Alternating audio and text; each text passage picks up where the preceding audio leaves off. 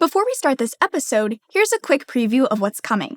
Want to build your own business but don't know where to start? Hear from fellow young entrepreneurs and learn how they turn their passions into profit in this show from PragerU, The Hustle. Enjoy the rest of our free videos for all ages when you subscribe at PragerU.com. What's up, guys? This is Sabrina Cardone. Today I'm in North Carolina to meet a young entrepreneur who's skipping the daily grind to brew up a bold business.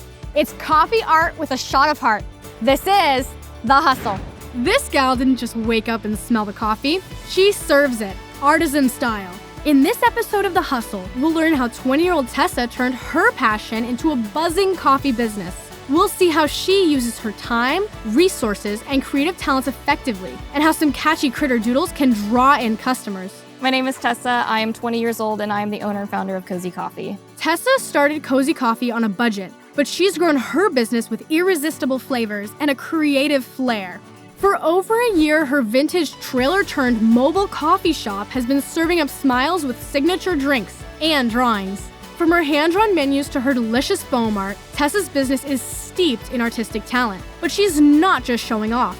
Her decorative touches delight her customers and help define her brand. I'm an artist. I used to sell pet portraits and custom portraits for people. I used to doodle people's pets on their coffee cup when they would come to the local coffee shop I used to work at with their dog or cat or other animals. It just made them so happy, and I knew I had to carry that with me when starting my coffee shop. Before Cozy Coffee, Tessa worked 2 barista jobs. Steaming, frothing, and wowing customers were all up her alley, but she felt like she was grinding away her time without much to show for it. I really worked for more like minimum wage, so it was really tough. I worked almost like every single day of the week, like straight after school, just working as much as humanly possible. It got pretty exhausting over time. I just got sick of working so much for how little I was making. To launch her business, Tessa cut back personal spending and saved her wages. She even painted adorable pet portraits for extra cash. I would work on the pet portraits, then straight after school, I would go to my coffee job. So then I saved up every single penny of it. I never spent money on like clothing, food, or going out to eat, any of those things. All that hustle added up to $15,000. Just enough to buy a used Saro Scotty trailer, touch up some old espresso machines, and turn it all into the coziest caffeine shack on wheels. If you like a good bargain like Tessa, learn even more about making good financial decisions with our Cash Course series. Episodes like Scarcity and Choice and Making Economic Decisions break down trade-offs, incentives, and how to weigh the costs and benefits of choices that cost you time and money. So watch wisely. Tessa had all the ingredients. Her refurbished trailer was perfect for serving drinks at weddings, graduation parties, and even hospitals. Having an actual store does cost a lot more than having a mobile business. Additionally, I like the idea of going to the crowd rather than relying on the crowd coming to me. But stirring up success took trial and error. I have made some special cases where I'm like, oh, well, maybe I can come out and see if it'll do well. I'm sure it'll do fine. And then I end up getting 3 customers. Doing events where she barely covered her operating costs was not working. So Tessa brewed up a better plan. A booking fee of $250 as a minimum guarantee. A minimum guarantee is a base fee for bringing your product or service to an event. It's a way of ensuring a return on your time and effort. For Tessa, it meant getting paid whether she sold 10 drinks or 100. Most of the time, my events are private, so I go for a $250 minimum. They have to pay the difference, so if I make $200, that means they owe me $50. If I make over $250, they don't have to pay me anything at all. I'd say about 70% of my events are minimum guarantees. Requiring a minimum guarantee means standing up for your time. It also makes deciding which events to accept and which ones to pour out much easier. Usually people are very understanding about it. Having a mobile coffee cart is an experience and it benefits them as well. So though it's an investment for me, it's an investment for them too. So if it's an event, some people will want me to be there because they know I will bring in people and more attention. So even though they're paying me, it's also returning the favor to them too. Tessa learned that her time is best spent at venues where she'll make a significant profit and where people will appreciate the creative touch she leaves on every cup. Literally. Tessa's drawings aren't just an add-on. As she's grown her business, her foam art, doodles, and whimsical drink names have become her trademark. Even though I don't charge anything for the art, some people will hire me specifically because they love my art so much, and the coffee, of course, for events in the future. So it creates connections, and I do make money kind of off of the sleeves because it makes people so happy. Lots of people sell great coffee, but not many of them add drawings that customers collect like baseball cards. Tessa's art doesn't cost her very much time, and people love it. Her drink sleeve drawings have gone viral, winning her repeat customers and turning Cozy Coffee into a brand people remember even when the espresso wears off.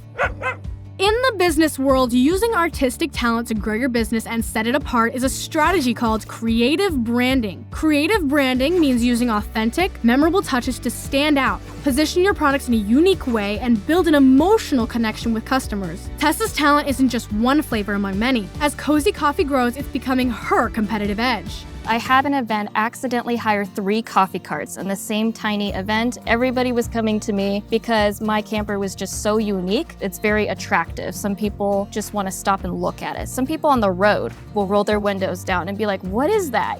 So it's just very unique and eye-catching.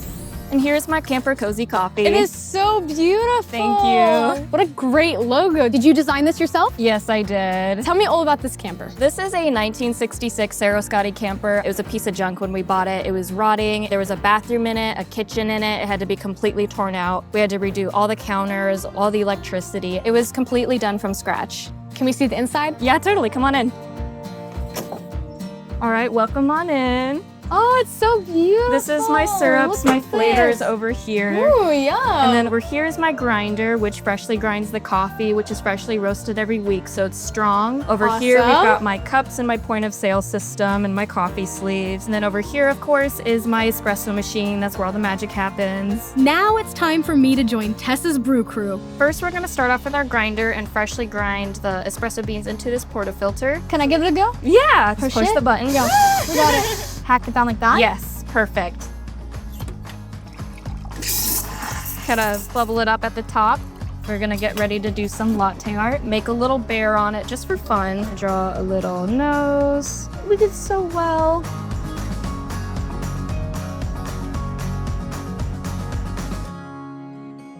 Tessa stocks her small trailer with ingredients and equipment she'll need to make products she knows will sell. How does she know what will sell? With cold, hard data. Wherever she goes, Tessa takes notes on what customers buy. She also tracks every purchase with a point-of-sale system. Over here, it says what everybody's ordered, how much they tipped, and also their payment methods, so I can keep track of what's popular. Cool. It says that we have 512 specialty lattes were ordered within 3 months. Amazing. And then 255 cream sodas, only 79 hot chocolates because it's warmer outside. So as you can see, that's pretty popular. But if I were to change it to December, all of that would switch. Whether it's a cash register or a phone app, the point of sale is where money changes hands. A point of sale or POS system keeps track of it. Every sale is logged for where it occurred, what product was bought, and how a customer paid for it. Checking her system before every event gives Tessa the knowledge she needs to make smart decisions with her time and resources. And knowing what drinks people will buy means packing some supplies and not others, or swapping out one piece of brewing equipment for another.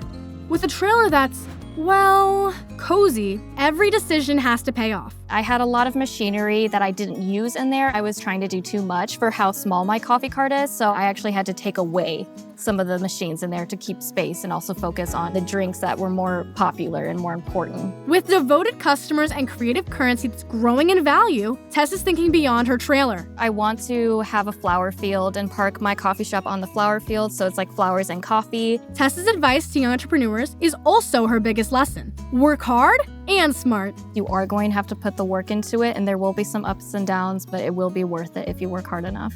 And if you're going to pour all your time and energy into one business pursuit, make sure it's the right one. While you're at it, watch Cash Course to learn more about America's free market, the economic system that gives young entrepreneurs like Tessa the chance to brew up success. Episodes like What is an Economy and America's Economic Secret Sauce teach the unique values of the free market economy, innovation, individual rights, and economic freedom, to name a few.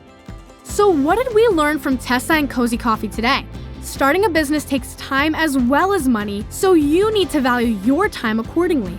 One way to do that is by setting a minimum guarantee for your products or services, especially if you sell them at large events. A minimum guarantee can help you decide on events that are worth your while. Additionally, make sure you're tracking what you're selling with a point-of-sale system. Data on what customers buy and how they buy it can help you plan ahead, see what's working, and make sure your efforts aren't just a pour-over. Lastly, if you have artistic talent, why not use it? Whether you're quirky, edgy, or bold, creative branding and personal touches can turn your style into a brand that resonates with customers. Remember that time, resources, and talent are all valuable assets. Using them wisely can be the difference between sweet success or being left with a bitter taste in your mouth. Thank you so much, Tessa, for telling me all about Cozy Coffee. I had so much fun. Thank you for having me. And thank you at home for watching this episode of The Hustle. Make sure you like, comment, and subscribe so that you never miss an episode. And if you want to be on The Hustle, go to PragerU.com and be sure to let us know. And I'll be interviewing you next. Now I'm cold pressed for some coffee. Well, you're one of my regulars now, so come on in. Let's go. Thank you so much for watching this episode of The Hustle. To make sure you never miss an episode, subscribe at PragerU.com. And for a deeper dive into business, economics, and financial literacy, check out our show Cash Course at PragerUkids.com.